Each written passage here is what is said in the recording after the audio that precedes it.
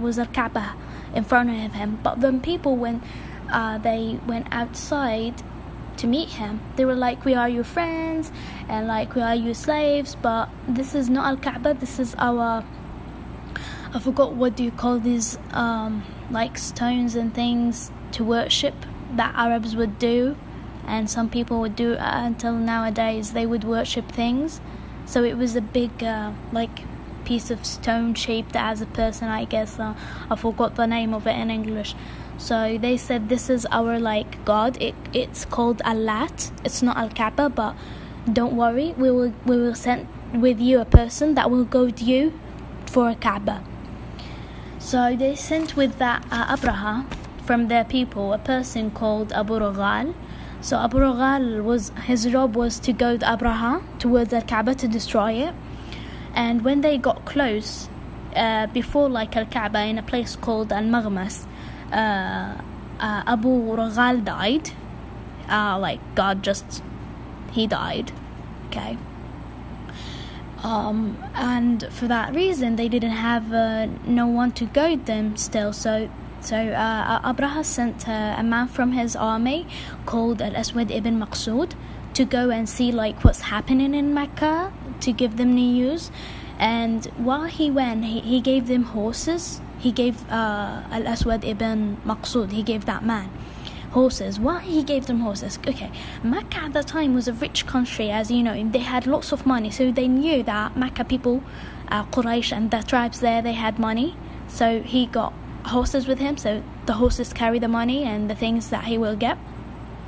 So he went inside Mecca, got the news, got the money, got out, and he met Abraha again, and also got 200 camels from Abdul Muttalib ibn Hashim, you can say the king of Mecca at that time. Abdul Muttalib ibn Hashim is the grandfather of the Prophet Muhammad. Okay, he was like the sheikh, he was the leader.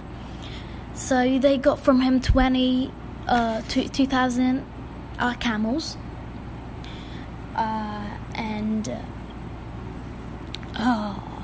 the tribes combined there in Mecca, Hudayl and Kinana and Quraysh, they wanted to fight him, but when they saw the army he has, and honestly the people of Mecca weren't used to do wars such as this and armies, because they were living, as I said, like they had money, they had slaves, you know, in Mecca. They treated slaves, you know, and stuff, because they were rich people.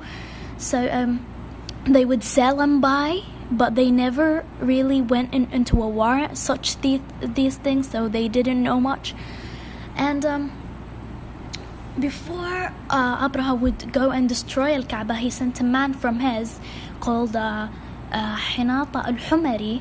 He sent them to Quraysh to talk to them leader, because in past they either would send messages or send a person to go tell them what like a leader or a king want to say to another king. Okay, so he sent that person to tell the leader of Makkah at that time, Abdul Muttalib.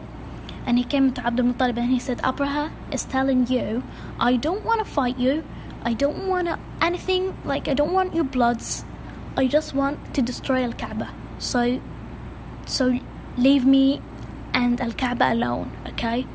So Abdul Muttalib replied for him, and he said, tell your leader, we also don't want anything from him, from this war, okay?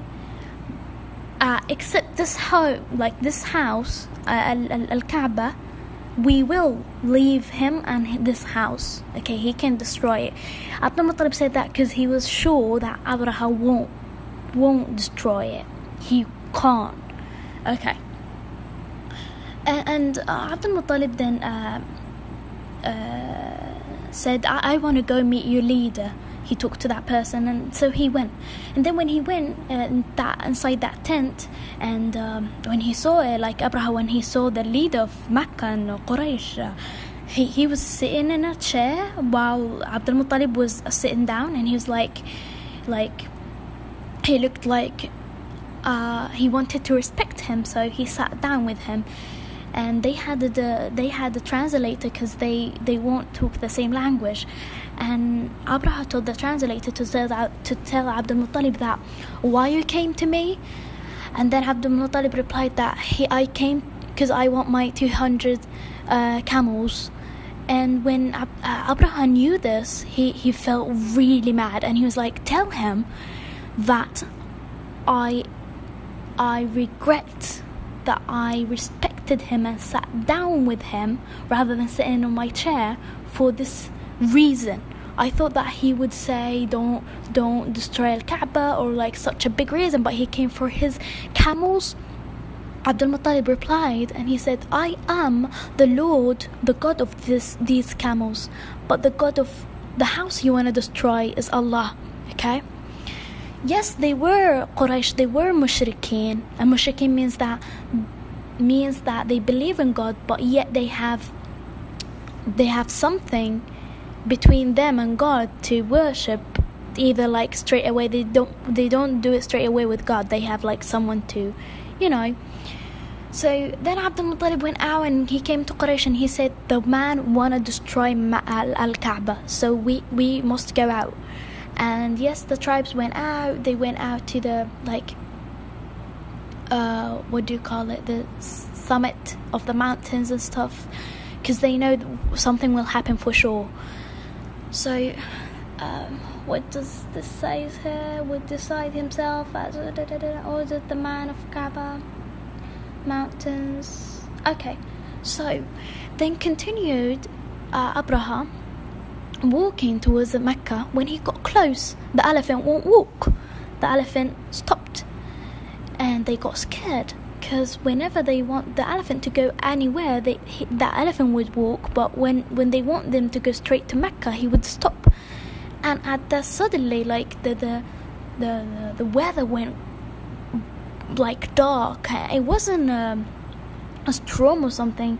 It was all dark because of the birds. Like it was more than 1 million birds having stones to throw them on them.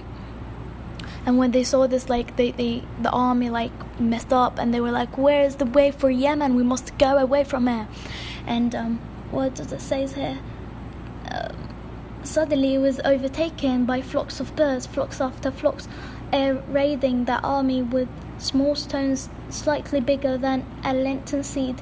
There never fell a stone on asunder except it dissolved his flesh and burst it into pieces. So they perished with a total destruction.